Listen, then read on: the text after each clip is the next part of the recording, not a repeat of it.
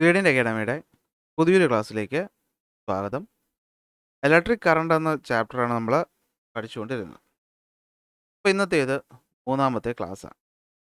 അപ്പോൾ നമുക്കിന്ന് പഠിക്കാനുള്ളത് ഇൻറ്റൻസിറ്റി ഓഫ് ഇലക്ട്രിക് കറണ്ട് എന്ന് പറയുന്ന ഭാഗമാണ്. അപ്പോൾ അതിന് മുമ്പായിട്ട് ഞാനൊരു കാര്യം പറയാം. നമ്മൾ ഏതൊരു സബ്ജക്റ്റ്, ഇപ്പോൾ സയൻസ് ആയിക്കോട്ടെ, സോഷ്യൽ സയൻസ് ആയിക്കോട്ടെ, മാത്സ് ആയിക്കോട്ടെ, ഏതായിക്കോട്ടെ, നമ്മളൊരു വിഷയം നല്ല രീതിയിൽ പഠിക്കാനായിട്ട് നമ്മൾ ചെയ്യേണ്ട ഏറ്റവും ബേസിക് ആയിട്ടുള്ളൊരു കാര്യം എന്ന് പറയുന്നത് എന്താണെന്നറിയാവോ? അതാണ് റിവിഷൻ എന്ന് പറയുന്നത്. അതാണ് റിവിഷൻ.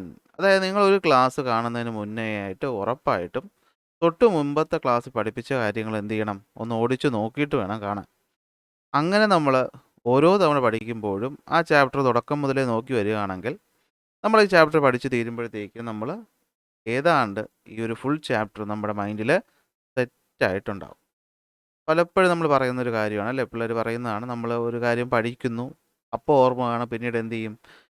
മറന്നു പോകും. അപ്പോൾ മറന്നു പോകാതിരിക്കാനുള്ള ഏറ്റവും നല്ല മെത്തേഡാണ് എന്ത്? റിവിഷൻ. കാരണം നമുക്ക് ഒരു തവണ പഠിക്കാൻ നമുക്ക് 15 മിനിറ്റ് വേണമെങ്കിൽ അത് റിവിഷൻ ചെയ്യാൻ വേണ്ടിയിട്ട് നമുക്ക് 5 മിനിറ്റ് മതി.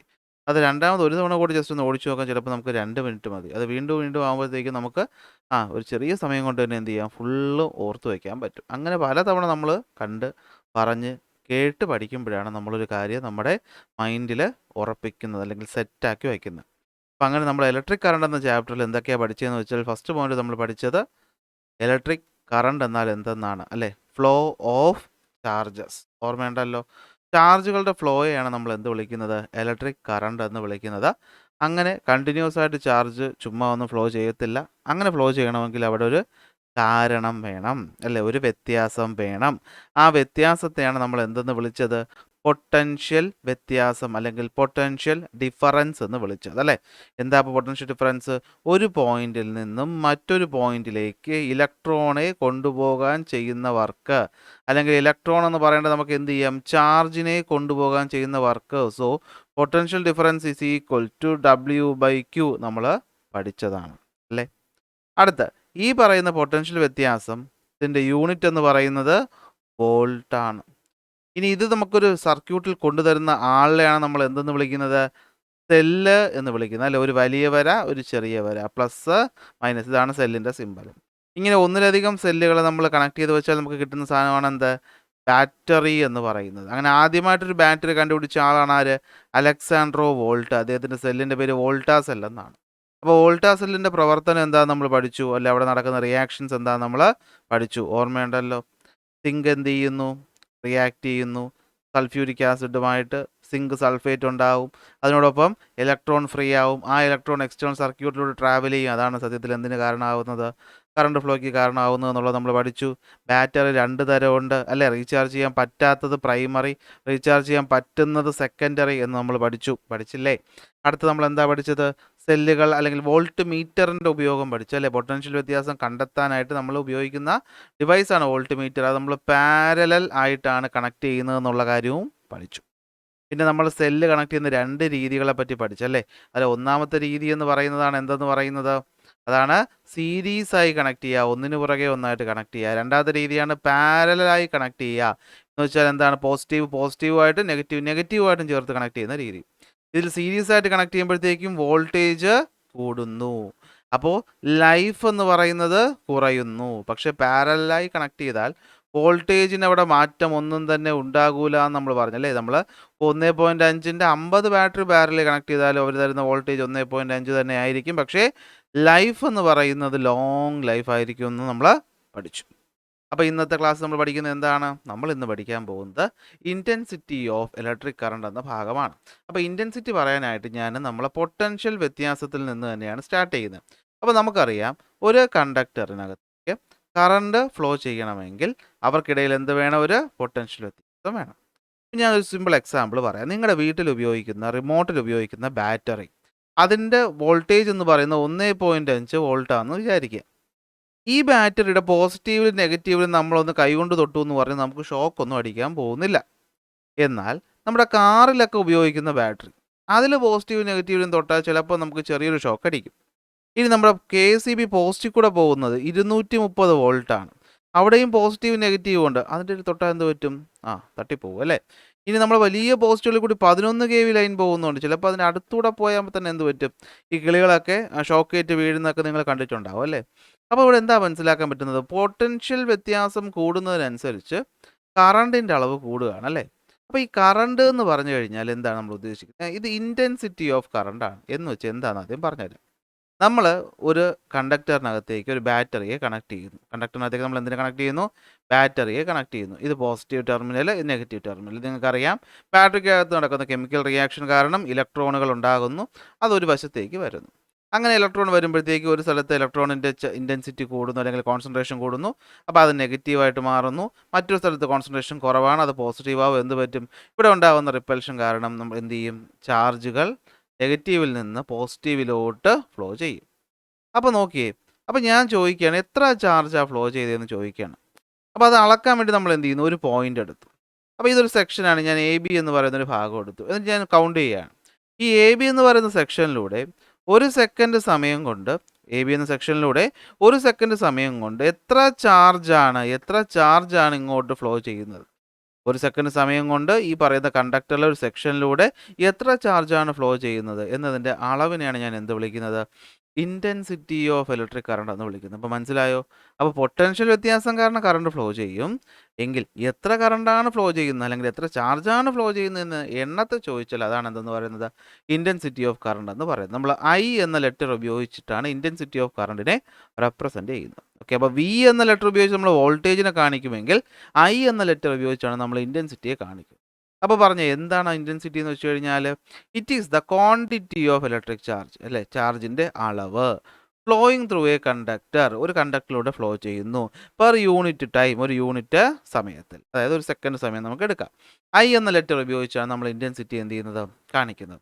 അതായത് സപ്പോസ് ഇപ്പോൾ നോക്കിയേ, ഒരു 5 സെക്കൻഡ് സമയം ഞാൻ കൂട്ടി. നമുക്ക് ഒരു സെക്കൻഡ് വെച്ച് കാൽക്കുലേറ്റ് ചെയ്യാൻ ബുദ്ധിമുട്ടാണ്. 5 സെക്കൻഡ് സമയം കൊണ്ട് നിങ്ങൾ ഉദ്ദേശിക്കുന്ന 25 ചാർജാണ് ഫ്ലോ ചെയ്തതെന്ന് വിചാരിക്കുക. 5 സെക്കൻഡ് സമയം കൊണ്ട് 25 ചാർജാണ് ഫ്ലോ ചെയ്തതെങ്കിൽ അവിടുത്തെ ഇൻറ്റൻസിറ്റി എത്രയാണെന്ന് ചോദിച്ചാൽ ഞാൻ എന്ത് പറയും? ഇൻറ്റൻസിറ്റി എന്ന് വെച്ചാൽ ഒരു യൂണിറ്റ് സമയത്തിൽ ഫ്ലോ ചെയ്ത കറണ്ടിൻ്റെ അളവല്ലേ? അപ്പോൾ നമ്മൾ എന്ത് ചെയ്യും? നമുക്കറിയാം ഒരു സെക്കൻഡിൽ അറിഞ്ഞൂടെ, പക്ഷെ നമുക്കറിയാം 5 സെക്കൻഡ് സമയം കൊണ്ട് 25 കുളമ്പ് പോയി. അപ്പോൾ 25/5 എത്രയാണ്? 5. അപ്പോൾ 5 ആണ് ഇവിടുത്തെ എന്തെന്ന് പറയുന്നത്? ഇൻറ്റൻസിറ്റി ഓഫ് കറണ്ട് എന്ന് പറയുന്നത്. അപ്പോൾ ഇവിടെ വരുന്ന ചോദ്യമാണ് യൂണിറ്റ് അല്ലേ? അപ്പോൾ യൂണിറ്റ് എന്ന് പറയുന്നത് എന്തായിരിക്കും? നോക്കിയേ, മുകളിൽ കിടക്കുന്ന 25 എന്താണ്? അത് I അല്ലേ? അതെന്താണ്? സോറി, I അല്ല, Q, ചാർജിൻ്റെ അളവാണ്. ബൈ താഴെ കിടക്കുന്ന ഈ 5 എന്ന് പറയുന്നത് എന്താണ്? സമയമാണ്. അപ്പോൾ I എന്ന് പറഞ്ഞാൽ എന്താണ്? അത് Q/T ആണ്. അപ്പോൾ Iയുടെ ഫോർമുല എന്തുവാണ്? Q/T. അതങ്ങ് പഠിച്ചു വെച്ചു. അപ്പോൾ ഇനി Iയുടെ യൂണിറ്റിലോട്ട് നമ്മൾ പോവുകയാണെങ്കിൽ യൂണിറ്റ് എന്ന് വെച്ചാൽ എന്താണ്? Qയുടെ യൂണിറ്റ് കുളമ്പ് ബൈ Tയുടെ യൂണിറ്റ് സെക്കൻഡ്. അപ്പോൾ കുളമ്പ് പെർ സെക്കൻഡ് എന്താണ്? കുളമ്പ് പെർ സെക്കൻഡ്, അതാണ് എന്ത്? ഇൻറ്റൻസിറ്റിയുടെ യൂണിറ്റ്. പക്ഷേ ഈ കുളമ്പ് പെർ സെക്കൻഡ് വരെ നമ്മൾ എന്ത് ചെയ്തിട്ടുണ്ട്? നമ്മളൊരു വലിയ സയൻറ്റിസ്റ്റ് ഉണ്ടായിരുന്നു. ആ സയൻറ്റിസ്റ്റിൻ്റെ പേരാണ് ഇതാ ഈ കിടക്കുന്നത്, ആൻഡ്രി മേരി ആംപിയർ. അപ്പോൾ ഈ ആംപിയർ എന്ന് പറയുന്ന സയൻറ്റിസ്റ്റിൻ്റെ ഓർമ്മയ്ക്കായിട്ട് നമ്മൾ എന്ത് ചെയ്യുന്നു? ഈ കുളമ്പ് പെർ സെക്കൻഡ് എന്ന യൂണിറ്റിനെ നമ്മൾ എന്ത് വിളിക്കും? ആംപിയർ എന്ന് വിളിക്കും. A എന്ന ലെറ്ററോട് ഡിനോട്ട് ചെയ്യും.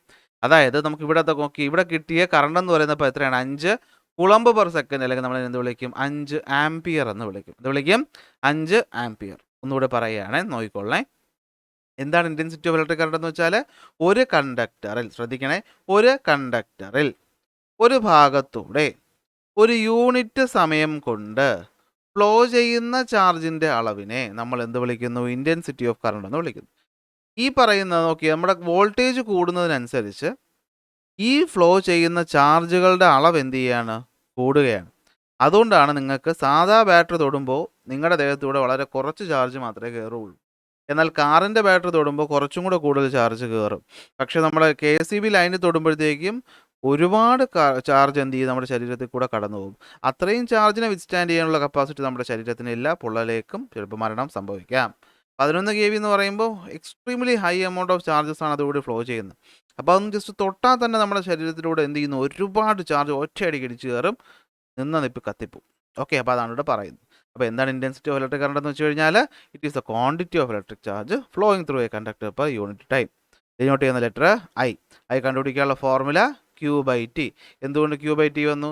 Q എന്ന് വെച്ചാൽ അവിടെ ഫ്ലോ ചെയ്യുന്ന ചാർജാണ്. നമുക്കത് ഒരുപാട് ചാർജ് ഉണ്ടാവും. T എന്ന് പറഞ്ഞാൽ അവിടെ നമ്മൾ എടുക്കുന്ന സമയമാണ്.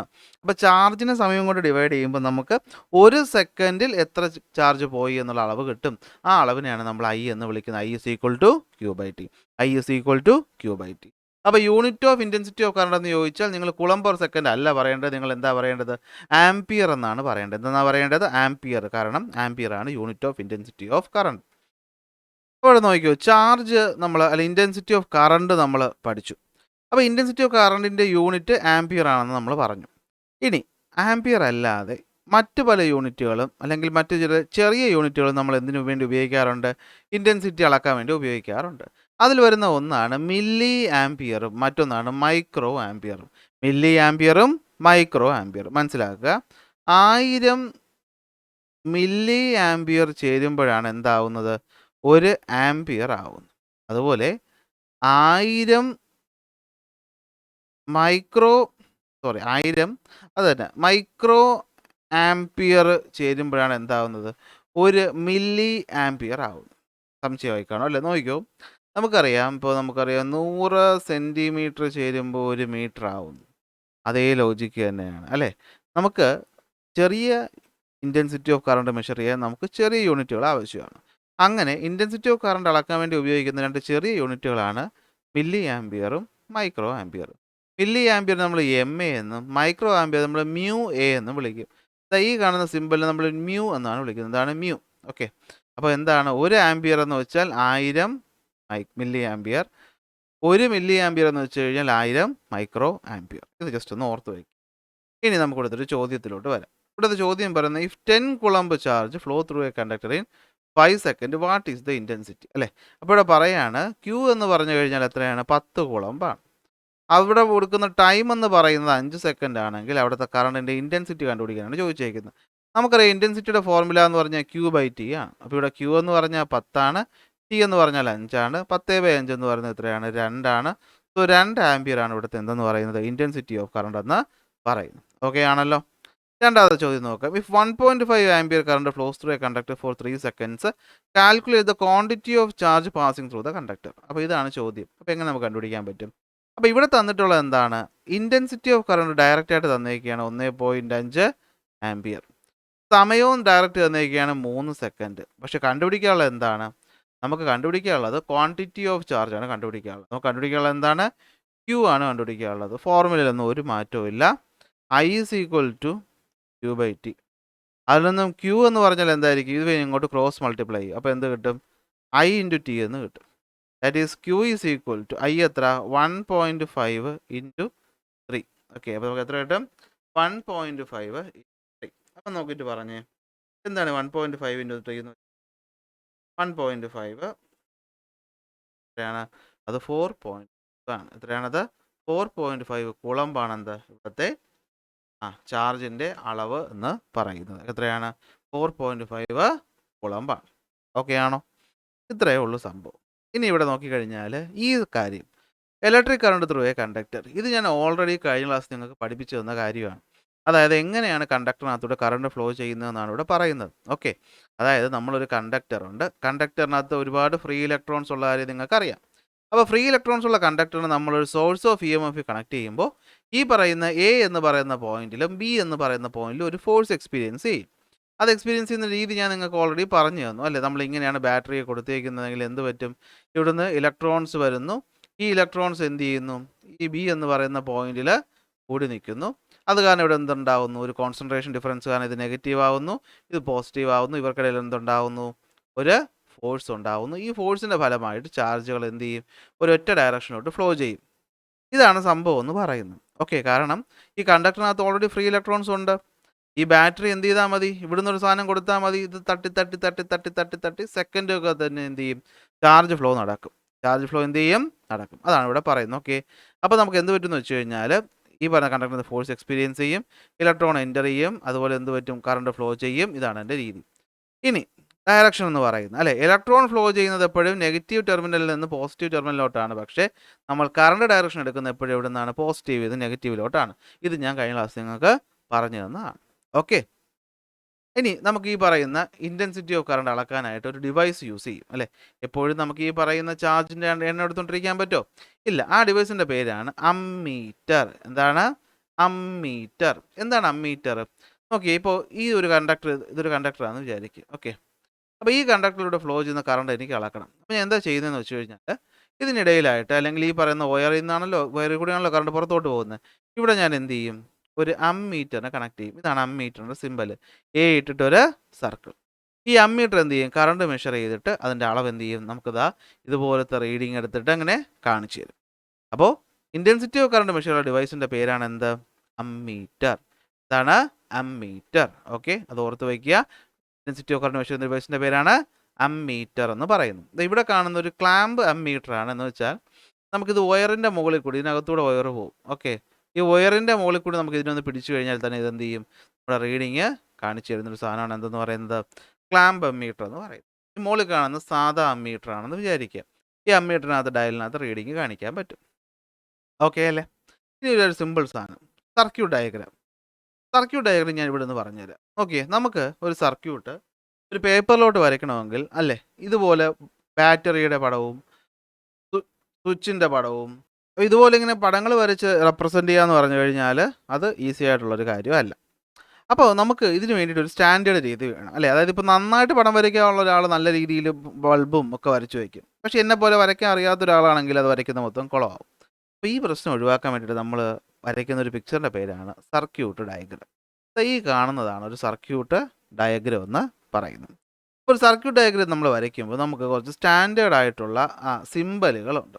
ഓക്കെ, അതായത് ഇപ്പോൾ ഒരു ബാറ്ററി എന്ന് പറഞ്ഞാൽ ഞാൻ പറഞ്ഞു ഇങ്ങനെ വരുന്നു, ഒരു വലിയ വര, ഒരു ചെറിയ വര. ഇതാണ് ബാറ്ററിയുടെ സിമ്പൽ എന്ന് പറയുന്നത്. സോറി, സെല്ലിൻ്റെ സിമ്പൽ എന്ന് പറയുന്ന ഒരെണ്ണം. എന്നാൽ ഒന്നിലധികം സെല്ലുകൾ ഇങ്ങനെ ചേർത്ത് വച്ചിരിക്കുന്നതായിട്ട് വരച്ചാൽ ഇതാണെന്ത്? ഒരു ബാറ്ററി എന്ന് പറയുന്നത്. ഇനി നമുക്കറിയാം സ്വിച്ച് നമ്മൾ ഉപയോഗിക്കുക അല്ല. അപ്പോൾ സ്വിച്ചിന് നമ്മൾ ചെയ്യുന്നത് എങ്ങനെയാണെന്ന് വെച്ച് കഴിഞ്ഞാൽ ഒരു ലൈൻ വരയ്ക്കുക, ഇങ്ങനെ മുകളിലോട്ടൊരു ലൈൻ വരയ്ക്കുക, ഇവിടുന്ന് ഒരു പോയിന്റ് ഇങ്ങോട്ട് വരയ്ക്കുക. ഇതിൻ്റെ അർത്ഥം എന്താണ്? സ്വിച്ച് നമ്മൾ ഓഫ് ചെയ്ത് വെച്ചിരിക്കുകയാണ്. സ്വിച്ച് ഓൺ ചെയ്യുമ്പോൾ എന്ത് പറ്റും? ഇത് നമ്മളിങ്ങനെ ചേർത്ത് വരയ്ക്കും. അപ്പോഴാണ് സർക്യൂട്ട് എന്ത് ചെയ്യുന്നത്? കംപ്ലീറ്റ് ആവുന്നത്, ഇതൊരു കറണ്ട് ഫ്ലോ ചെയ്യുന്നത്. മുകളിലത്തെ കേസിൽ സ്വിച്ച് ഓഫ് ആണ്. അപ്പോൾ കറണ്ട് എന്ത് ചെയ്യും? ഇവിടെ വന്ന് നിൽക്കും, പിന്നെ ഒന്നും കറണ്ട് മുന്നോട്ട് പോകത്തില്ല. ഓക്കെ, അപ്പോൾ അതാണ് ഇവിടെ കണ്ടോ, സ്വിച്ച് ഓഫും ഓണും. ഇനി ഒരു ബൾബ് കാണിക്കാനായിട്ട് നമ്മൾ ഉപയോഗിക്കുന്നത് ഇങ്ങനെ ഒരു വര, ഇങ്ങനെ ഒരു വര, ഇതിനെ ചുറ്റിയിട്ടൊരു സർക്കിൾ. ഇതാണ് എന്തെന്ന് പറയുന്നത്? ഒരു ബൾബ് അല്ലെങ്കിൽ ഒരു ലാമ്പ് എന്ന് പറയുന്നതിൻ്റെ സാധാരണ സിമ്പൽ. ഇനിയുള്ളത് LED ആണ്. LED നിങ്ങൾ കുറച്ച് മനസ്സിലാക്കാൻ ബുദ്ധിമുട്ടുണ്ടാവും. ഇങ്ങനെ ഒരു ട്രയാങ്കിൾ നമ്മൾ വരയ്ക്കും, എന്നിട്ട് എന്ത് ചെയ്യും? ഇങ്ങനൊരു ലൈൻ വരയ്ക്കും. ഇതൊരു ഡയോഡിൻ്റെ സിമ്പലാണ്. ഇവിടെ നിന്ന് കറണ്ട് നമുക്ക് പുറത്തോട്ട് അല്ല, ലൈറ്റ് പുറത്തോട്ട് തരുന്നത് കാണിക്കാൻ വേണ്ടി ഇങ്ങനെ 2 ആരോ മാർക്ക് പുറത്തോട്ട് കാണിക്കും. ഇനി വോൾട്ട് മീറ്റർ, അമ്മീറ്റർ ഞാൻ പറഞ്ഞു തന്നിട്ടുണ്ട്. ഒരു V ഇട്ടിട്ട് നമ്മളൊരു സർക്കിൾ വരച്ചാൽ കിട്ടുന്നത് വോൾട്ട് മീറ്റർ. ഒരു A ഇട്ടിട്ട് ഒരു സർക്കിൾ വരച്ചാൽ നമുക്ക് കിട്ടുന്നത് അമ്മീറ്റർ. ഇത് രണ്ടുമാണ് എന്താ നമ്മുടെ പ്രധാനപ്പെട്ട കമ്പോണൻറ്റുകൾ എന്ന് പറയുന്നത്. ഇത് ചേർത്ത് നമ്മളിപ്പോൾ വരയ്ക്കുകയാണ് അല്ലേ. നോക്കിയത് ഈ പടത്തിന് നമ്മളിവിടെ നമുക്ക് നോക്കിയാൽ കാണാൻ പറ്റുന്ന എന്താണ്? ഇവിടെ കാണുന്ന ഈ ഒരു പടത്തിനെയാണ് നമ്മൾ എന്ത് ചെയ്തേക്കുന്നത്? ഇവിടെ സർക്യൂട്ട് ഡയഗ്രാം ആക്കി വരച്ചേക്കുന്നത്. അതായത് ബൾബ് ഇവിടെ കാണിച്ചിട്ടുണ്ട്, സ്വിച്ച് ഇവിടെ കാണിച്ചിട്ടുണ്ട്, ബാറ്ററി ഇവിടെ കാണിച്ചിട്ടുണ്ട്. വരയ്ക്കുമ്പോൾ ശ്രദ്ധിക്കേണ്ടത് ഈ വരയ്ക്കുന്ന ലൈൻ ഉണ്ടല്ലോ, ഈ ലൈൻ, ഇത് വയറിനെയാണ് കാണിക്കുന്നത്. ഇത് എപ്പോഴും കണ്ടിന്യൂസ് ലൈൻ ആയിരിക്കണം. നമ്മൾ സർക്യൂട്ട് ഡയഗ്രാം വരയ്ക്കുമ്പോൾ ഇങ്ങനെ ഒരു ലൈൻ വരച്ചു, നമ്മൾ എന്തിനെ കാണിച്ചു? ബാറ്ററി കാണിച്ചു, പോസിറ്റീവ് നെഗറ്റീവ് മാർക്ക് ചെയ്തു. എന്നിട്ട് ഇവിടുന്ന് കറക്റ്റ് ഇവിടുന്ന് തന്നെ തുടങ്ങണം, ചേർന്ന് പോകണം, സ്ട്രെയിറ്റ് ലൈനുകളായിരിക്കണം. എന്നിട്ട് നമ്മൾ എന്ത് ചെയ്യുന്നു? ഇവിടെ ബൾബിനെ കാണിച്ചു, ഇവിടെ എത്തിയിട്ട് ഇതിനെ തൊട്ട് തന്നെ എന്ത് വരണം? താഴോട്ട് വരണം. എന്നിട്ട് ഇവിടെ എന്തുണ്ട്? ഇവിടുന്ന് ഇങ്ങനെ ബാറ്ററി ഉണ്ട്. കണ്ടിന്യൂസ് ആയിരിക്കണം. ഇവിടെ ഒന്നും ഒരിക്കലും ബ്രേക്ക് വരരുത്. വരുന്നു കഴിഞ്ഞാൽ എന്ത് പറ്റും? നിങ്ങൾക്ക് മാർക്ക് പോകും. ഓക്കെ, അപ്പോൾ ഇങ്ങനെ സർക്യൂട്ട് ഡയഗ്രാം വരയ്ക്കാൻ നമ്മൾ പഠിക്കണം. ഇനി ഒരു കൺസ്ട്രക്റ്റഡ് ടോർച്ച് എന്ന് പറഞ്ഞ് ഇവിടെ കൊടുത്തേക്കുന്നത് നിങ്ങളതിനെ വായിച്ചു നോക്കിയാൽ അത് ടോർച്ച് ഉണ്ടാക്കുന്ന കാര്യമാണ്. അതൊന്നും ഇപ്പോൾ എനിക്ക് പഠിപ്പിച്ചു തരുകൊണ്ടിരിക്കാനായിട്ട് പറ്റത്തില്ല. നിങ്ങൾ വീട്ടിൽ ചെയ്ത് നോക്കേണ്ട കാര്യമാണ്. ഓക്കെ, ശരി. ഇനി ലാസ്റ്റ് ഭാഗം നമ്മൾ ഇന്ന് പഠിച്ച അമ്മീറ്ററിൻ്റെ വോൾട്ട് മീറ്ററിൻ്റെ വ്യത്യാസമാണ് ഇവിടെ ചോദിച്ചേക്കുന്നത്. ഇത് ഉറപ്പായിട്ട് പരീക്ഷയ്ക്ക് വരാൻ സാധ്യത ഉള്ളൊരു ഭാഗമായതുകൊണ്ട് തന്നെ ഉറപ്പായിട്ട് മാർക്ക് ചെയ്ത് വെച്ച് പഠിക്കുക. അപ്പോൾ നമുക്ക് നോക്കാം. First volt meter. അപ്പോൾ ഇവിടെ അമ്മീറ്ററിൻ്റെ സിമ്പൽ ഇവിടെ കൊടുത്തിട്ടുള്ളതുകൊണ്ട് ഇവിടെ വോൾട്ട് മീറ്ററിൻ്റെ സിമ്പലാണ് ചോദിച്ചേക്കുന്നത്. എന്താണ് വോൾട്ട് മീറ്റർ സിമ്പൽ? ഒരു സർക്കിള്, അതിനകത്തൊരു V. ഇതാണ് വോൾട്ട് മീറ്ററിൻ്റെ സിമ്പൽ. വോൾട്ട് മീറ്റർ എന്തിനാണ് ഉപയോഗിക്കുന്നത്? To measure the potential difference. അങ്ങനെയാണെങ്കിൽ അമ്മീറ്റർ എന്തിനായിരിക്കും ഉപയോഗിക്കുന്നത്? To measure the intensity of electric current. Intensity of electric current measure ചെയ്യാനാണ് നമ്മൾ അമ്മീറ്റർ ഉപയോഗിക്കുന്നത്. വോൾട്ട് മീറ്റർ നമ്മൾ കണക്ട് ചെയ്യുന്നത് പാരലൽ ആയിട്ടാണ്. എന്ന് വെച്ചാൽ എന്താ ഉദ്ദേശിക്കുന്നത്? നമ്മൾ രണ്ട് പോയിന്റുകൾക്കിടയിലുള്ള വോൾട്ടേജ് കണ്ടുപിടിക്കാൻ നമ്മൾ എന്ത് ചെയ്യുന്നത്? ഇങ്ങനെ എടുത്തിട്ട് പോസിറ്റീവിൽ നിന്ന് നമ്മൾ ഒരു വയർ എടുക്കും, അത് വോൾട്ട് മീറ്ററിൻ്റെ പോസിറ്റീവ് നമ്മൾ കൊടുക്കും. നെഗറ്റീവിൽ നിന്ന് ഒരു വയർ എടുക്കും, അത് വോൾട്ട് മീറ്റർ നെഗറ്റീവ് കൊടുക്കും. ഇങ്ങനെ കണക്ട് ചെയ്യുന്നതിനാണ് നമ്മൾ എന്ത് വിളിക്കുന്നത്? പാരലൽ കണക്ഷൻ എന്ന് വിളിക്കുന്നത്. എന്നാൽ അമ്മീറ്റർ കണക്ട് ചെയ്യുന്നത് എങ്ങനെയാണെന്ന് ചോദിച്ചു കഴിഞ്ഞാൽ അത് സീരീസ് ആയിട്ടാണ്. കാരണം ഇപ്പോൾ ഇങ്ങനെ ഒരു ലൈൻ പോവുകയാണ്, എനിക്ക് ഈ പറയുന്ന രണ്ട് പോയിന്റിൻ്റെ കറണ്ടാണ് കണ്ടുപിടിക്കേണ്ടതെങ്കിൽ അതിനോട് ചേർത്ത് തന്നെ ഞാൻ എന്ത് കണക്ട് ചെയ്താൽ മതി? അമ്മീറ്ററിനെ കണക്ട് ചെയ്താൽ മതി. ഇതിനാണ് സീരീസ് കണക്ഷൻ എന്ന് പറയുന്നത്. നമ്മൾ സെല്ലിൽ പഠിച്ച പോലെ. ഓക്കെ, ഇനി അമ്മീറ്ററിൻ്റെ positive terminal of the ammeter should be connected to the positive terminal of the cell and the negative terminal to the negative terminal of the cell. ഇതൊന്നും കൂടി ഞാൻ പറയാം. So the tablet simple of the ammeter used and how they are connected. Okay, അത് തന്നെ ഇവിടെ കണ്ടോ, ammeter connect ചെയ്തേക്കുന്നത് കണ്ടോ? ഇങ്ങനെ, ഇതാണ് സീരീസ് കണക്ഷൻ.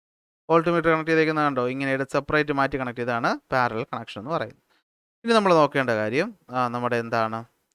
നമ്മുടെ വോൾട്ട് മീറ്റർ ആണ്. വോൾട്ട് മീറ്റർ കണക്ട് ചെയ്യേണ്ട സെയിം രീതിയിൽ തന്നെയാണ്. Positive terminal of the volt meter positive തന്നെ കണക്ട് ചെയ്യണം, നെഗറ്റീവ് തന്നെ കണക്ട് ചെയ്യണം. അതിന് മാറ്റമൊന്നുമില്ല. ഇവിടെ നോക്കിയാൽ നിങ്ങൾക്ക് കാണാൻ പറ്റും, കണ്ടോ? ഇത് നെഗറ്റീവാണ്. ആ സർക്യൂട്ട് നോക്കുമ്പോൾ തന്നെ നിങ്ങൾക്ക് മനസ്സിലാവും ഇത് നെഗറ്റീവാണ്. അപ്പോൾ കണ്ടോ, നെഗറ്റീവ് തന്നെ കണക്ട് ചെയ്തേക്കുന്നു, നെഗറ്റീവ് തന്നെ കണക്ട് ചെയ്തേക്കുന്നു. അപ്പോൾ നെഗറ്റീവ് കണക്ട് ചെയ്താൽ അപ്പുറം പോസിറ്റീവാണ്. ഓക്കെ, അപ്പുറം എപ്പോഴും പോസിറ്റീവാണ്. അതുകൂടി മനസ്സിലാക്കി വയ്ക്കുക. ഓക്കെ, അപ്പോൾ ഇതാണ് എന്ത് കണക്ട് ചെയ്യേണ്ട രീതി. ഇത്രയും പഠിച്ചു കഴിയുമ്പോൾ നമ്മൾ സെറ്റായി. ആ വൈദ്യുതി അല്ലെങ്കിൽ ഇലക്ട്രിക് കറണ്ടിൻ്റെ ബേസിക് നമ്മൾ പഠിച്ചു. ഇനി വരുന്ന ഓംസ് ലോ ആണ് നമുക്ക് എന്ത് ചെയ്യാം? അടുത്ത ക്ലാസ്സിൽ പഠിക്കാം. അപ്പോൾ അതുവരെ ബൈ ബൈ.